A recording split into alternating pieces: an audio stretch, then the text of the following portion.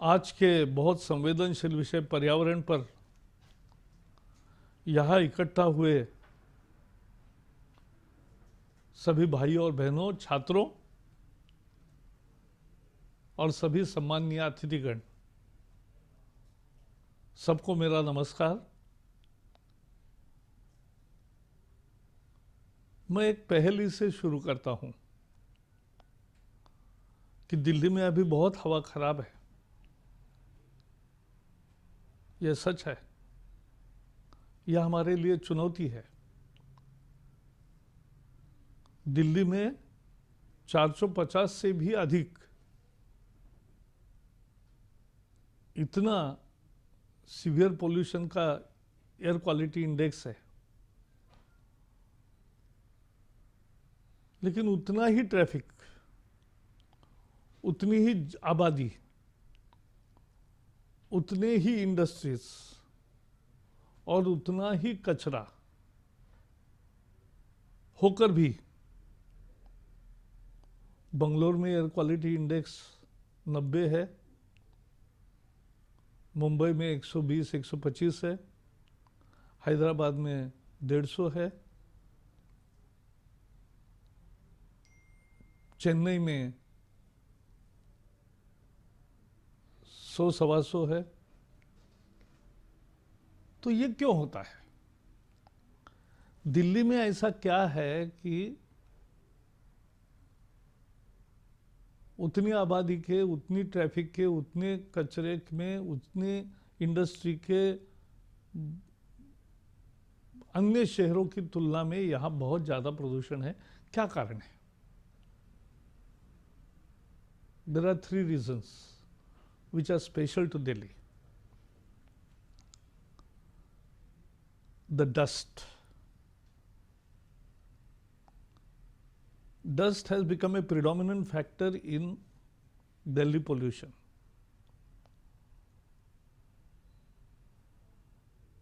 क्योंकि this is alluvial soil, यहाँ धूल निर्माण भी होती है और हवा में तैरती है। ठंड के दिनों में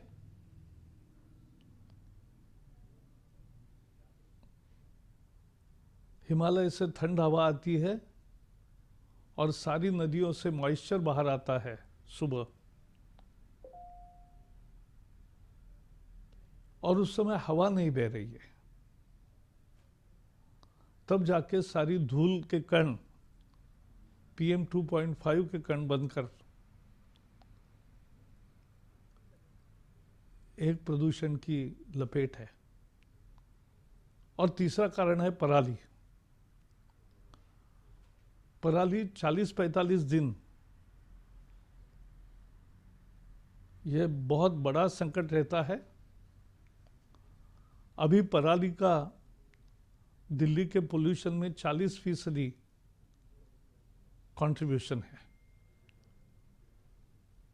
तो ये 30-40 दिन बहुत खराब होते हैं।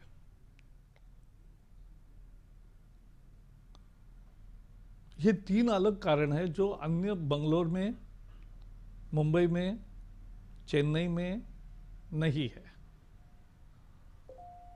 और वहाँ हवा है। इसमें एक फैक्टर है टोपोग्राफी या ज्योग्राफी, वो हमारे हाथ में नहीं है। आज भी दिल्ली में हम देखते हैं, हवा अगर अच्छी चली तो कोई प्रदूषण नहीं रहता। हवा नहीं चली कि बहुत बिगड़ा हुआ प्रदूषण होता है। लेकिन ये हिमालय की ठंडी हवा, ये मॉइस्चर, ये धूल, ये प्राकृतिक विशेषताएं हैं और इसको हम सीमित तरीके से ही काम कर सकते हैं। We must understand this aspect. लेकिन ऐसा नहीं, मनुष्य चुप नहीं बैठ सकता, काम कर सकता है। धूल को जगह पर रखना, इसलिए हमने construction demolition waste management rule पहली दफा आजादी के बाद 2016 में बनाए। मोदी जी ने तो 2015 में एयर क्वालिटी इंडेक्स लाया तो लोगों को पता चलने लगा कि अरे प्रदूषण कितना है, क्या है और हर शहर में कितना है। मैं सभी छात्रों को कहूँगा कि आज घर जाकर तुरंत अपने कंप्यूटर में, अपने फ़ोन में समीर ऐप डाउनलोड करें, SAMEER, समीर।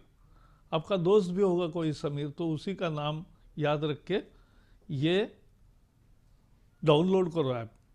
इस ऐप में पूरे देश का चित्र समझता है कि पोल्यूशन आज अभी कितना कहाँ है, शहर की सारी जानकारी मिलती है, सभी देश का चित्र सामने दिखता है। उससे स्पष्ट होता है कि गंगा के प्लेन में, गंगा के किनारे कानपुर हो, लखनऊ हो, आगरा हो, बाकी सब इलाकों में गंगा, यमुना और बाकी सारी ट्रिब्यूटरीज जहाँ जाती है, वहाँ ये प्रदूषण ज़्यादा होता है, क्योंकि ये सारा एल्यूवियल सॉइल का हिस्सा है, ये धूल है। और इसलिए धूल के अनपेव्ड रोड्स न रहे, धूल की पट्टी का न रखे, कंस्ट्रक्शन डिमोलिशन वेस्ट का पूरा मैनेजमेंट का रूल्स का पालन हो। जैसे मेट्रो का इतना खनन होता है रोज, टनलिंग, लेकिन कहीं दाग भी नहीं दिखता, न सड़क पर न कहीं हवा में, क्योंकि उसका निष्पादन ढंग से करते हैं। तो वही हमें भी करना चाहिए। तीसरी चीज करनी है इंडस्ट्री को, तो इंडस्ट्री को हम PNG पर लाए हैं, झिगजैग टेक्नोलॉजी पर लाए हैं, थर्मल पावर को FGD पर ला रहे हैं। बाकी इंडस्ट्री का पोल्यूशन 24 घंटे मॉनिटर कर रहे हैं। अगर कोई गलती करते हैं बार बार तो उनका यूनिट बंद भी करते हैं, सुधार के बाद ही फिर से शुरू करने को परमिशन देते हैं। व्हीकल्स के लिए BS6 का परिवर्तन, ये बहुत क्रांतिकारी परिवर्तन है। सरकार ने 85,000 करोड़ रुपए लगाकर फ्यूल किया और कल कारखानों ने सारे व्हीकल्स 1 अप्रैल से BS6 प्रणाली के आए। BS6 प्रणाली का व्हीकल और BS6 फ्यूल के साथ लगभग 70% एयर पोल्यूशन कम होता है। हमने दिल्ली के बाहर से ईस्टर्न वेस्टर्न एक्सप्रेस पेरिफेरल वे किया। इसके कारण 50,000 ट्रक जो रोज दिल्ली को धुआं देकर जाते थे, धुआं नहीं धुआं, वो अब बाहर से जा रहे हैं और प्रदूषण कम हुआ उतना। इतनी सड़कें ठीक हुई, नई सड़कें बनी, कंजेशन के स्पॉट्स घट गए, तो उससे भी प्रदूषण में फर्क पड़ा। 50 लाख लोग मेट्रो से प्रवास करने लगे, मेट्रो गति से बढ़ रही है, उससे भी प्रदूषण कम हुआ। अब इलेक्ट्रिकल व्हीकल्स आ रहे हैं, उससे भी कम होगा। हमें भी नजदीक के काम गाड़ी से नहीं, साइकिल से करने चाहिए। जो पैदल संभव है वह पैदल करने चाहिए, तभी जाके प्रदूषण कम होगा। हमारे गाड़ी का मेंटेनेंस अच्छा करना चाहिए, यह हमें करने की ड्यूटी है। जो डस्ट मैनेजमेंट, जो वेस्ट मैनेजमेंट के है, उसके भी 2016 में अच्छे रूल्स बनाए हैं, उस पर भी प्रयोग चल रहे हैं। ये कंस्ट्रक्शन डिमोलिशन वेस्ट से 3 जो डेबरी जमा होता है, राडा रोडा, उससे 3 फैक्ट्रियां दिल्ली में बनी है। रोज 6,000 टन का प्रोसेसिंग करके road side tiles, paver block वगैरह तैयार करते हैं। वेस्ट टू एनर्जी 52 मेगावाट बिजली निर्माण होती है दिल्ली में। तो ये भी प्रयास बढ़ाने चाहिए सभी जगह। लेकिन जैसे मैंने कहा, सब कुछ रोक के अगर गाड़ियां रुक जाएगी तो व्हीकलर पोल्यूशन रुक जाएगा, लेकिन फिर गाड़ी नहीं होगी तो जीवन कैसे होगा अपना? स्कूल कैसे जाओगे? बाकी काम कैसे होंगे? ट्रैफिक तो होगी, इंडस्ट्री होगी, नहीं तो हमें वस्तुएं कैसे मिलेगी? वैसे तो चर्चा करते हैं तो एग्रीकल्चर से भी और पशुओं के विष्ठा से भी